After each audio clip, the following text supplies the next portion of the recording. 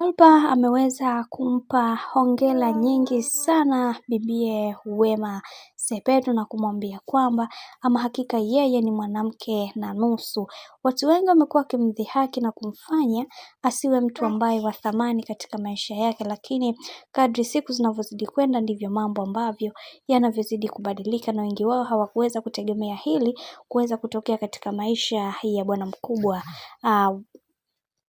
bibie Wema Sepetu, lakini tumeweza kuona wengi wao waliweza kuzungumza mengi juu ya hiki ambacho kinachoendelea. Wakasema kwamba kiukweli Whozu anatakiwa kuweza kupewa tunzo, kwa sababu kuna wanaume wengi waliweza kupambana kuweza kumfanya bibie Wema Sepetu aweze kuwa mama bora, lakini watu waliweza kushindwa kwa sababu watu wengi walikuwa wanafikiri kwamba bibie Wema Sepetu ndio basi tena, kutokana na yale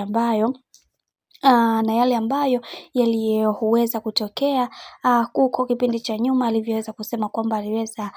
kutoa mimba, na pia wengi wao wameweza kuzungumza mengi wakisema kwamba haya yote yanatokana tu na mambo ambayo yaliyoweza kutokea huko kipindi cha nyuma. Hivyo kwa sasa kila kitu kimeweza kwenda kuwa sawa, hivyo tuendelee kumwombea Wema Sepetu aweze kukaa katika misingi na mikakati iliyo bora, kwa sababu kila mtu anaamini kwenye kile ambacho anachokiamini, na wengi wao hawakuweza kulitegemea hili. Hivyo yatupaswa kuweza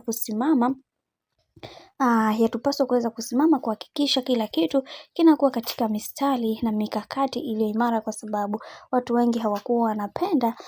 bibie Wema Sepetu kutokushika ujauzito mpaka kwa kipindi hiki. Hivyo Mungu aendelee kumpigania Wema Sepetu akawe mama bora kwa mtoto wake, na hicho ndio kitu pekee ambacho watu wengi wamekuwa wakikihitaji na kukipenda kwa muda mrefu. Lakini ndo kama hivyo mambo yanavyozidi kupamba moto, ndivyo mambo ambavyo yanavyozidi kuwa mazuri zaidi katika familia hii ya bwana mkubwa